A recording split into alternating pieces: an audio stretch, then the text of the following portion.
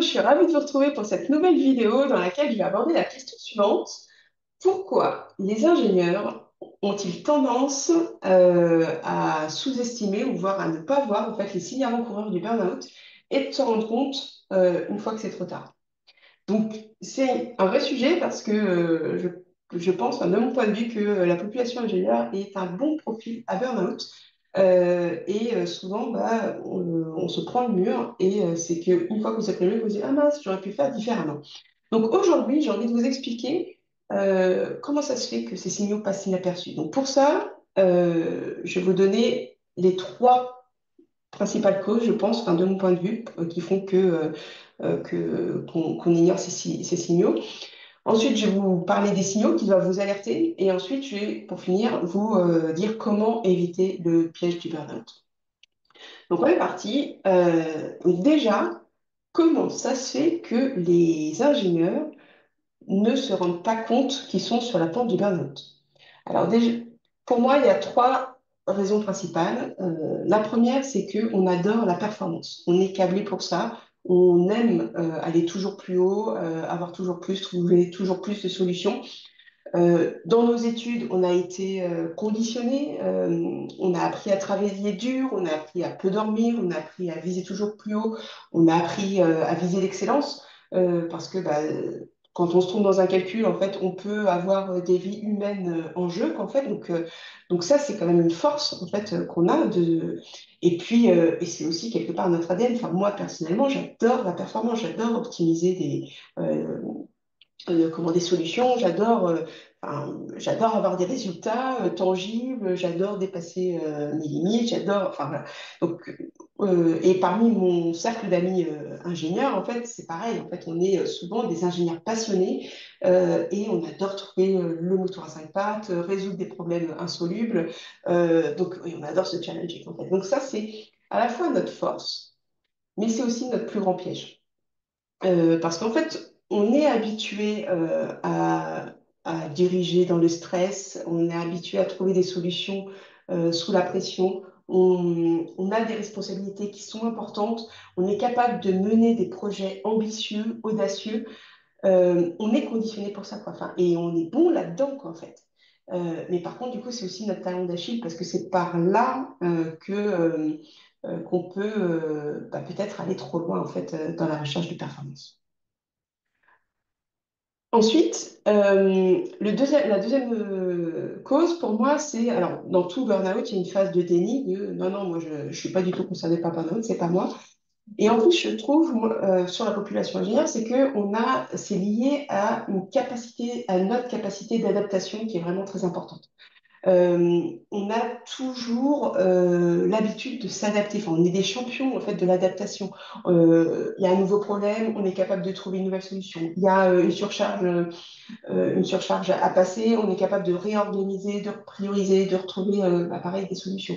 Il y a une urgence de dernière minute, on est capable d'absorber en fait et on est capable de s'adapter pour réussir en fait. Euh, Sauf que dans cette logique, en fait, on s'écoute pas, quoi. On est toujours dans l'action, on veut toujours que ça avance coûte que coûte, on veut toujours bien faire, on veut toujours voilà, avoir la meilleure solution optimale en coût, en délai, en qualité.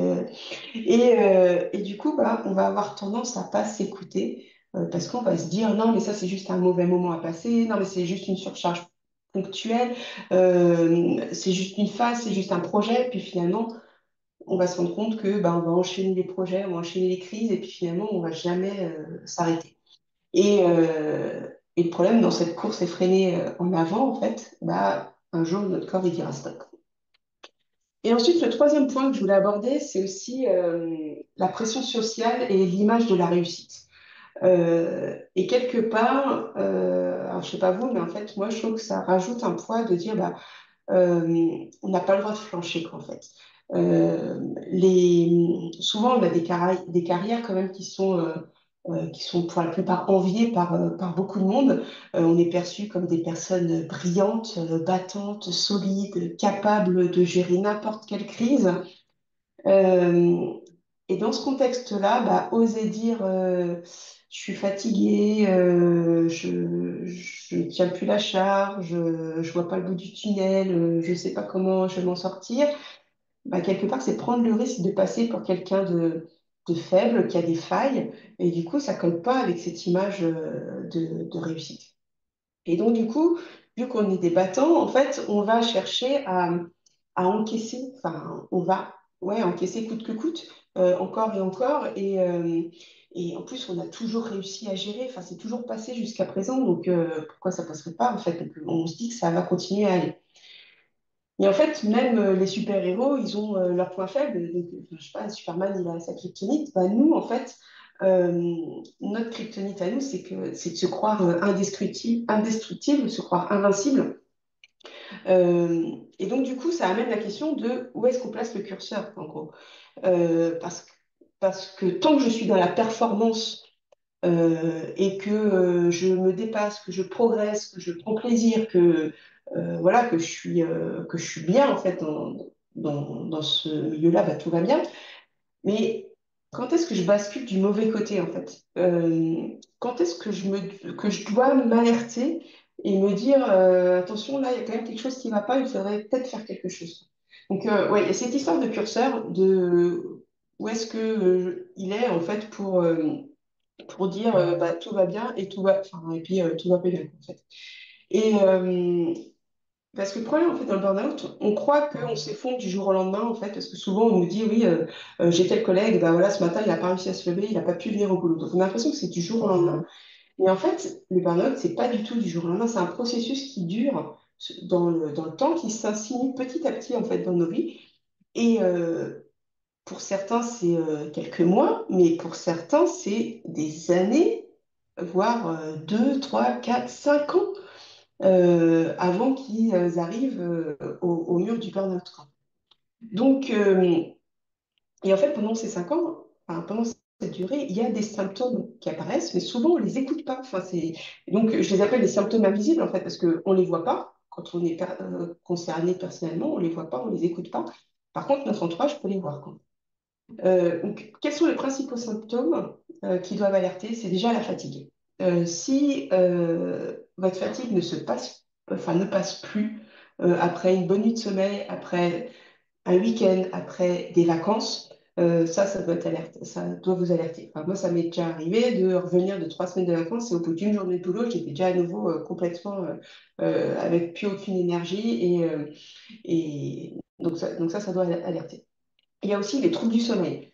Si vous avez du mal à vous endormir ou si vous vous réveillez en pleine nuit et puis que votre cerveau il est complètement réveillé et qui turbine à fond sur vos problèmes en cours, vos projets en cours, votre façon d'organiser votre journée du lendemain, que vous avez des pensées qui tournent en boucle en fait, donc ça doit aussi alerter.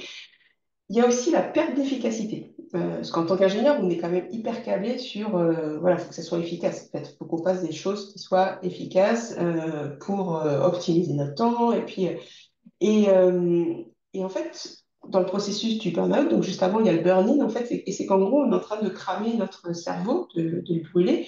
Et en faisant ça, ben, on perd des capacités cognitives. Et donc, du coup, on perd en efficacité. Et pour combler ça, parce que vu qu'on est quand même vachement branché efficacité, et ben on va se dire, bah, en fait, je bossais plus. Donc, du coup, je bosse plus, mais plus je bosse et moins je suis efficace. Donc, plus moi je suis efficace, plus je bosse. On voit, c'est un vrai cercle vicieux.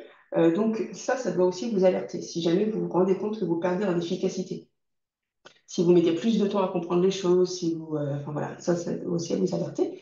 Ensuite, il y a les mots physiques qui doivent aussi alerter. Alors que ce soit, par exemple, des rhumes à répétition, voilà, tout l'hiver, vous traînez des rhumes, ça doit être quelque chose qui peut vous alerter. Des douleurs aussi, des douleurs physiques. Moi, je sais que, enfin, quand je suis vraiment stressée enfin, que ça va pas, moi, j'ai mon dos qui se bloque, mais je connais d'autres personnes, c'est les épaules qui se bloquent parce que là, les bras leur tombent. Enfin, ça peut être les genoux parce que voilà, on n'arrive plus à avancer. Enfin, ça peut aussi être des migraines et ça peut aussi être des troubles digestifs en fait. Donc tout ce qui est lié à votre corps en fait, votre corps il vous parle. Donc ce qui est intéressant c'est de l'écouter. Euh, Ensuite, il y a aussi vos comportements. Si vous vous trouvez irritable plus facilement, si vous avez tendance à vous replier sur vous-même, ça doit aussi vous alerter. Si par exemple vous avez moins de patience avec vos enfants quand vous rentrez du boulot le soir, ça doit être un signe qui doit vous alerter. Si vous perdez du plaisir dans ce que vous faites, tout ça, voilà, ça peut vous alerter. Donc ces signaux-là, factuellement, vous les avez peut-être déjà ressentis en fait. Mais la vraie question, c'est est-ce que vous les avez écoutés? Parce que, en fait, votre corps, il va vous envoyer des signaux et tant que vous ne les écoutez pas, bah, plus ça ira et plus il vous enverra des signaux qui sont forts, en fait, pour au final vous arrêter parce que vous aurez besoin de vous arrêter. Donc, imaginons là, vous avez identifié des symptômes qui sont un peu, qui vous disent, oh là, je suis peut-être sur la mauvaise pente, mais ok, mais maintenant, qu'est-ce que je fais? Comment je fais pour éviter le burn-out? Euh, donc déjà, la première chose, c'est d'arrêter de croire que tenir, c'est la solution. Tenir coûte que coûte. Tenir, c'est bien, enfin, on a l'habitude de tenir, on sait tenir, mais quand la santé commence à être en jeu, en fait, c'est pas la bonne solution, quoi. Accepter ensuite que ces symptômes-là qu'on a vus avant, ce soit des vrais avertissements pour vous. Quand vous êtes au volant de votre voiture et que sur votre tableau de bord, il y a des voyants orange ou rouge qui s'allument, vous vous dites là, il y a quelque chose à faire, quoi. Et c'est un vrai avertissement, il faut aller voir le garagiste, il faut faire quelque chose, parce que sinon, bah, peut-être on risque de cramer le moteur ou des choses comme ça. Donc, accepter que ces symptômes, ce soient des vrais avertissements. Ensuite, je vous mets le lien dans le descriptif de cette vidéo vers le test MBI. C'est un test pour savoir comment vous vous situez par rapport au burn-out. Donc, il va vous donner un score et en fonction du score, il vous dira si vous avez un risque faible, modéré ou élevé selon les trois composantes du burn-out. Donc ça pourra vous donner aussi quelque chose de factuel pour vous dire, bah, ok, j'ai peut-être des symptômes et puis finalement le test dit que c'est bon ou inversement. Enfin, donc voilà, ça peut aussi vous aider. Euh, Surtout, restez pas seul. Un burn-out, c'est très difficile de s'en sortir tout seul. Donc trouvez une tierce personne à qui parler de votre situation, une personne neutre de préférence, euh, et qui va pouvoir en fait peut-être vous éclairer des choses que vous refusez de voir en fait. Et puis, oser agir dès maintenant. Changer maintenant, c'est possible. Parce que de toute manière, si vous ne changez pas maintenant, un jour, votre corps il vous dira stop, et là, vous serez obligé de changer. Sauf qu'une fois que vous effondrez, il peut y avoir des séquelles qui peuvent rester. Il y a 15% des gens qui ne réussissent plus jamais à retravailler après un burn-out. Donc, ne testez pas de vous prendre le mur. Enfin, voilà. Il est possible d'agir avant et ce sera toujours beaucoup plus facile d'agir avant que d'agir après. Bon, même si c'est possible hein, d'agir après, mais en tout cas, c'est beaucoup plus douloureux. Donc voilà, donc j'arrive à la fin de cette vidéo. Si cette vidéo vous parle, bah, n'hésitez pas à vous abonner à la chaîne YouTube. N'hésitez pas à partager cette vidéo avec des gens de votre entourage qui pourraient avoir besoin de pouvoir lister ces symptômes. Et puis, si vous sentez que tout s'accumule, que la fatigue s'installe, que le stress augmente, euh, que vous vous reconnaissez plus, bah, on peut en parler quoi, en fait. Et réservez votre séance offerte de 45 minutes là, dans le descriptif de cette vidéo et parlons-en quoi, en fait. Et agissez maintenant parce que bah, vous ne méritez pas d'attendre d'être au bout du bout, en fait, pour vous occuper de vous, quoi. Vous pouvez le faire avant. Donc voilà, donc je vous souhaite une belle fin de journée et puis je vous dis à très vite dans une prochaine vidéo.